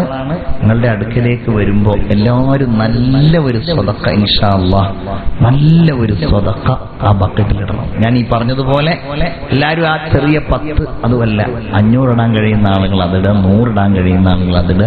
നല്ല സ്വതക്ക ആ ബക്കറ്റിൽ നിങ്ങൾ നിക്ഷേപിക്കുക.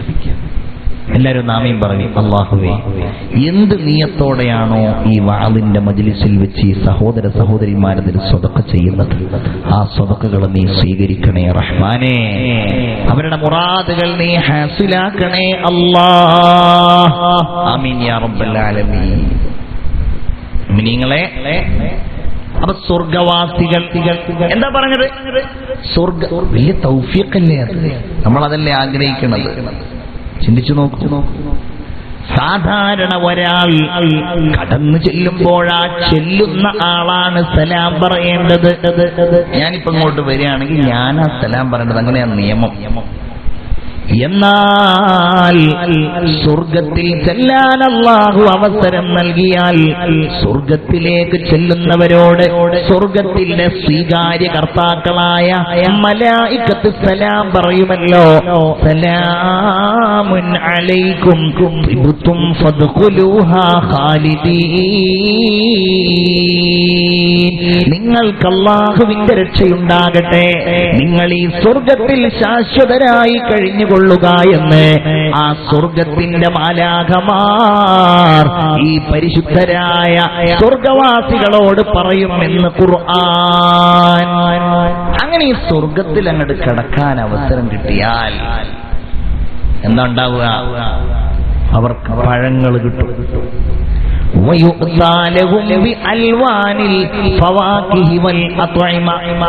അവർക്കിഷ്ടമുള്ള ഭക്ഷണങ്ങൾ, അവർക്ക് പഴങ്ങൾ കിട്ടല്ലേ, നെഹ്റുകൾ, നദികൾ, അവർക്ക് വിരിപ്പുകൾ. സ്വർഗത്തിലുള്ളവർക്ക് സന്തോഷിക്കാൻ വേറെന്തെങ്കിലും വക വേണോ? എല്ലാവരും ആഹ്ലാദഭരിതരാകും, എല്ലാവരും സന്തോഷിക്കും. സന്തോഷിച്ച് ആഹ്ലാദത്തിന്റെ നെറുകയിൽ അവർ നിൽക്കുമ്പോ ഈ സ്വർഗവാസികളായ ആളുകളുടെ മുഖത്ത് എന്തോ ഒരു ദുഃഖം. അപ്പൊ അള്ള ചോദിക്കും, നിങ്ങൾക്കെന്താ ഈ തന്നത്? ഇത്രയൊക്കെ തന്നില്ലേ, എന്നിട്ടും നിങ്ങളുടെ മുഖത്ത് എന്താണ് ഒരു ദുഃഖം? ഇത് ദുഃഖത്തിന്റെ വീടല്ലല്ലോ, നിങ്ങളിങ്ങനെ സങ്കടപ്പെടാൻ പാടില്ലല്ലോ. ഇതൊക്കെ ആഗ്രഹിക്കണം നമ്മള്. അവര് പറയും, ഇന്ന ലനാ മൗഇദൻ ഖദ് ജാഅ വഖ്തു. നീ ഞങ്ങളോടൊരു വാഗ്ദാനം നൽകിയിരുന്നല്ലോ റബ്ബേ, അതിന്റെ സമയമായി, ഞങ്ങൾക്ക് ഇതുവരെ അത് കിട്ടിയിട്ടില്ല അല്ലാഹ്. അല്ല ചോദിക്കും അതെന്താണ്? അവര് പറയും, അത് ലിഖാ, നിന്റെ ലിഖാ ആണ് റബ്ബേ. ഉജൂഹു കല്ലാ ബൽ തുഹിബ്ബൂനൽ ആജില വതദറൂനൽ ആഖിറ വജൂഹു യൗമഇദിൻ നാദിറ ഇലാ റബ്ബിഹാ നാദിറ. അല്ലാഹുവിലേക്ക് നോക്കിയിട്ട് അവന്റെ ലിഖാഇനെ ആസ്വദിച്ചിട്ട് മുഖങ്ങൾ പ്രകാശിക്കുന്ന അനുഭൂതി അല്ലാഹ് ഞങ്ങൾക്ക് നീ തന്നിട്ടില്ലല്ലോ. മലക്കുകളോട് അള്ളാഹു വിളംബരം ചെയ്യും, മലക്കുകളെ, എന്റെ അടിമകളതാ എന്നെ കാണണം എന്ന് പറയുന്നു. നിങ്ങൾ കൊടുക്കി അവസരം കൊടുക്കി. അവർ ചോദിക്കും, അല്ലാഹുവേ, എങ്ങനെയാണ് എങ്ങനെ അവർ നിന്നെ കാണും അല്ലാഹ്? അവർ പാപികളായിരുന്നുവല്ലോ ദുനിയാവിൽ വെച്ച്, ഒരു കുറ്റവാളികളായിരുന്നു. എന്നിട്ട് അവര് തൗബയൊക്കെ ചെയ്ത് ഇങ്ങനെ വന്നേ ഉള്ളൂ. ലിഖാ കാണിച്ചു കൊടുക്കണോ? അതിന് അള്ള പറയുന്ന ഒരു മറുപടി, ഈ വഅദ് കേൾക്കുന്ന മൂമിനെ ഹൃദയത്തിലേക്ക് അങ്ങ് കയറ്റിക്കോളൂ. എന്താണ് അള്ള പറയുന്ന മറുപടി? മലക്കുകളെ, ഇർഫഉൽ ഹുജബ അനിൽ വുജൂഹ്, അവരുടെ മുഖത്ത് നിന്ന് ആ വിരികളെയൊക്കെ നിങ്ങൾ മാറ്റിക്കൊടുക്കണം. കാരണം ഫഇന്നഹും കാനൂ ലാകിരീന ബാകീന ഫിദ്ദുനിയാ തമഅൻ ഫീ ലിഖാഇ, എന്നെ കാണാൻ, എന്നെ കണ്ടുമുട്ടാൻ, എന്നെ ദർശിക്കുവാനുള്ള ആഗ്രഹത്തോടെ ഒറ്റയ്ക്കിരുന്നു കൊണ്ട് ഓർക്കുകയും കരയുകയും ചെയ്യുന്നവരായിരുന്നു മലക്കുകളെ അവർ. നമുക്ക് ആർക്കെങ്കിലും ഗുണം വിശേഷണമുണ്ടോ? അള്ളാഹിനെ പറ്റി മാത്രം പറയുന്ന ഈ മജ്ലിസിൽ തന്നെ നമ്മളൊക്കെ ഉറച്ചിരിക്കുമ്പോ അല്ലേ, നമ്മുടെ എത്ര ആളുകളുടെ മനസ്സിൽ ഈ ഒരു വിചാരം വരുന്നുണ്ട്. അവിടെയാണ് നമ്മളുടെ വിജയവും പരാജയവും.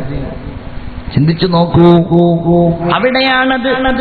അങ്ങനെ അല്ലാഹു തആലയുടെ മലക്കുകൾ അല്ലാഹുവിനെ അവർ ആ വിരി മാറ്റിയിട്ട് കാണിച്ചു കൊടുക്കുകയാണ്. അല്ലാഹുവിനെ കണ്ടാൽ ഫയഖിറൂന സുജ്ജദൻ ലില്ലാഹ്,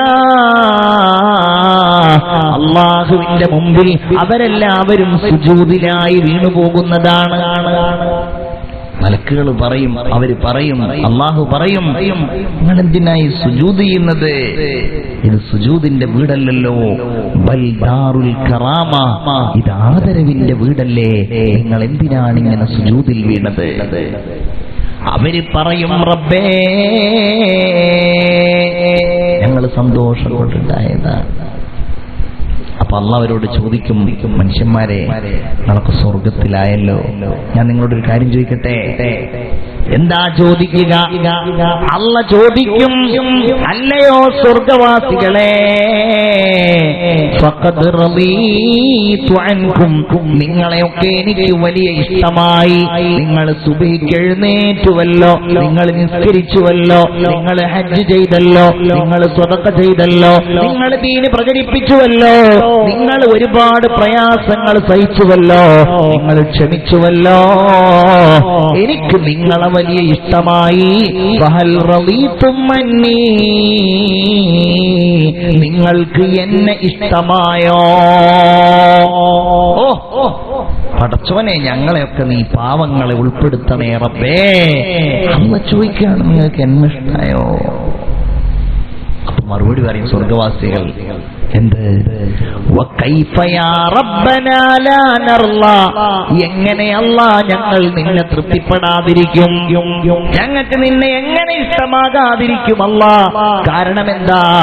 വഖദ് അഅതൈതനാ മാ ലാ ഐനുൻ റഅത് വലാ ഉദ്നുൻ സമിഅത് വലാ ഖത്തറ അലാ ഖൽബി ബശർ, ഒരു മനുഷ്യനും ഇന്ന് വരെ കണ്ടിട്ടില്ലാത്ത, ഒരാളുടെയും ഹൃദയത്തിൽ ഇന്ന് വരെ ചിന്തിച്ചിട്ടില്ലാത്ത, ഒരാളുടെയും ചെവിയിൽ ഇന്ന് വരെ കേട്ടിട്ടില്ലാത്ത അത്രയും വലിയ അനുഭൂതികളല്ലേ അല്ലാഹുവേ ഞങ്ങൾക്ക് നീ നൽകിയത് എന്ന് അല്ലാഹു അവരോട് മറുപടി പറയുമെന്ന് ശഫീഉനാ റസൂലുള്ളാഹി അല്ലാഹുവിനോട് അവർ പറയും.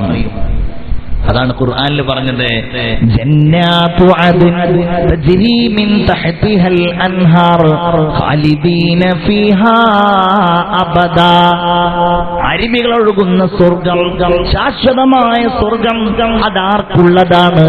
റളിയല്ലാഹു അൻഹും വറളു അൻ, അല്ലാഹു അവരെ തൃപ്തിപ്പെട്ടിരിക്കുന്നു, അവർ അല്ലാഹുവിനെയും തൃപ്തിപ്പെട്ടിരിക്കുന്നു. ഇതാർക്കുള്ളതാണ്?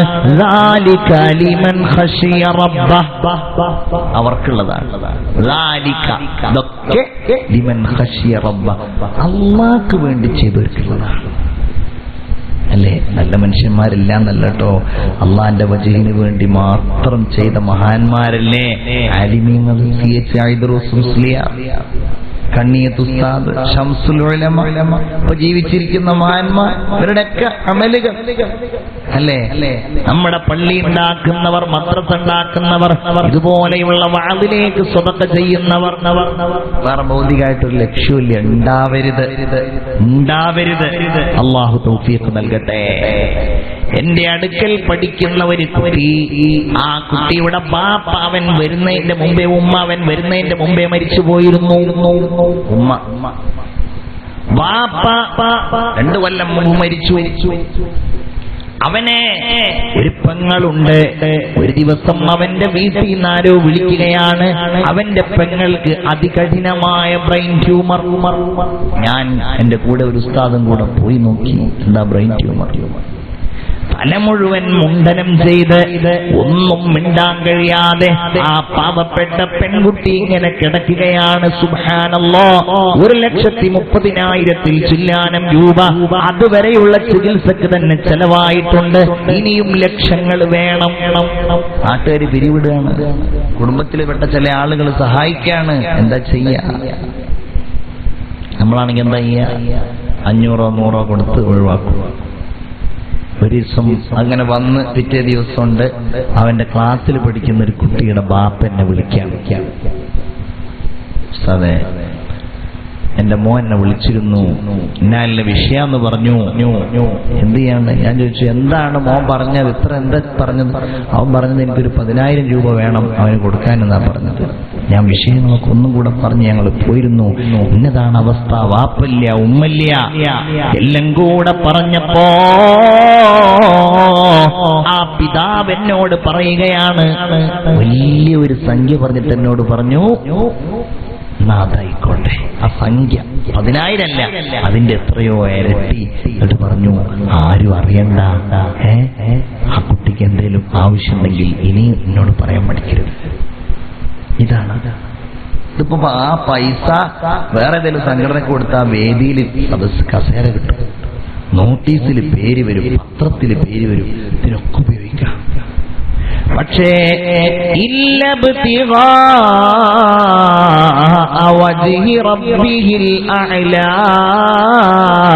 അല്ലാഹുവേ, നിന്റെ പ്രീതിക്ക് വേണ്ടി മാത്രമാണ്.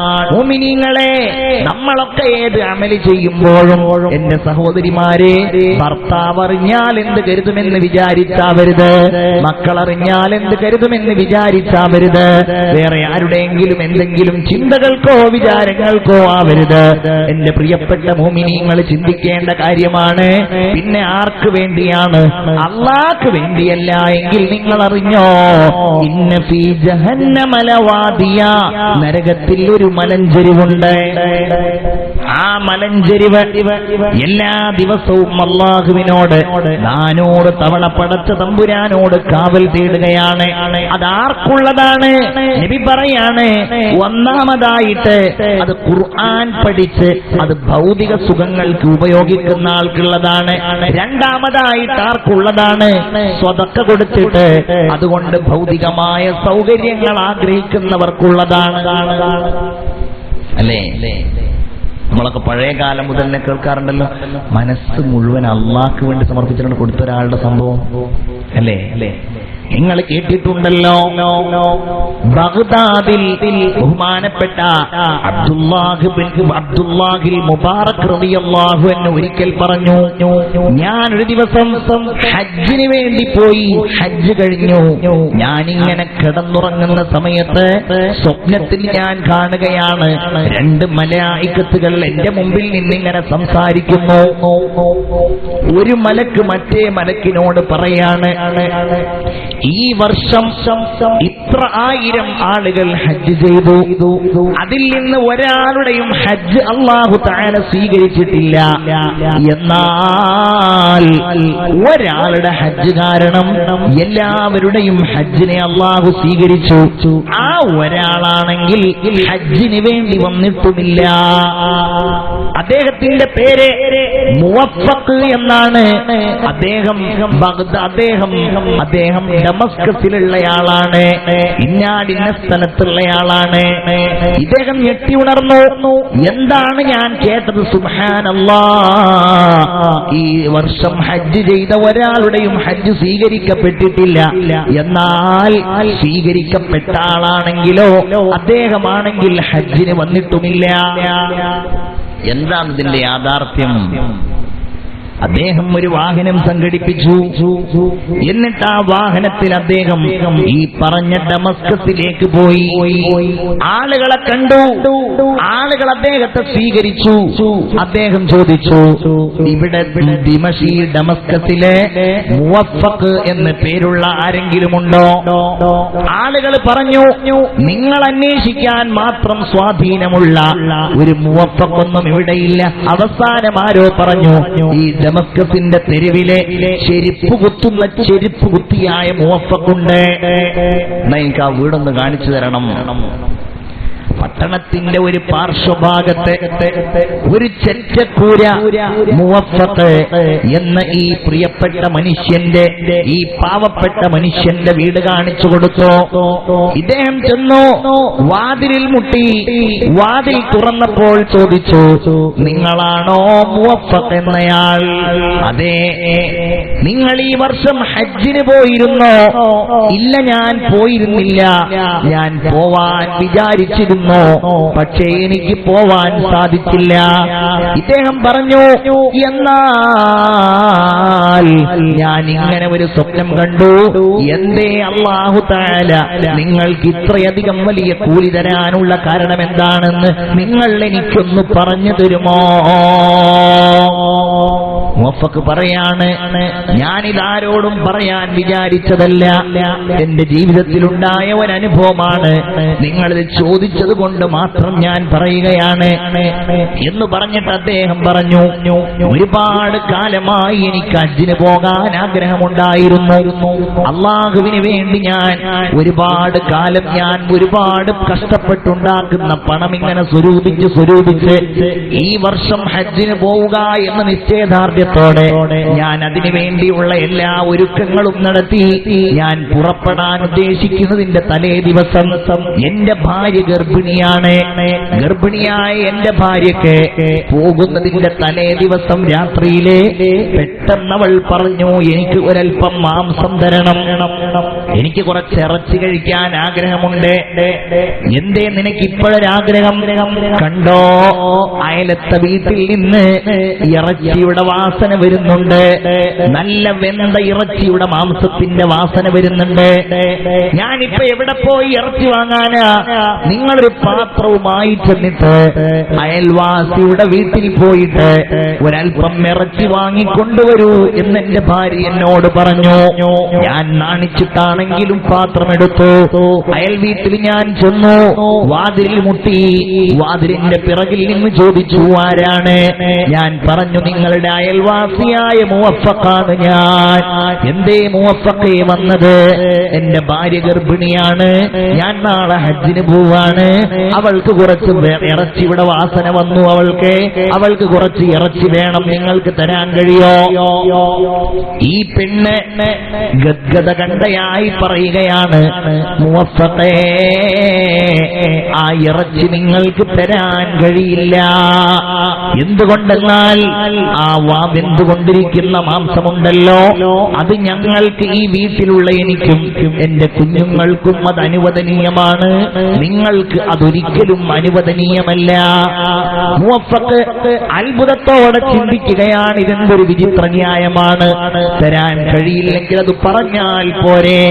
എന്തിനാണ് ഞങ്ങൾക്ക് ഹറാം നിങ്ങൾക്ക് ഹലാൽ എന്ന് പറയുന്നത്?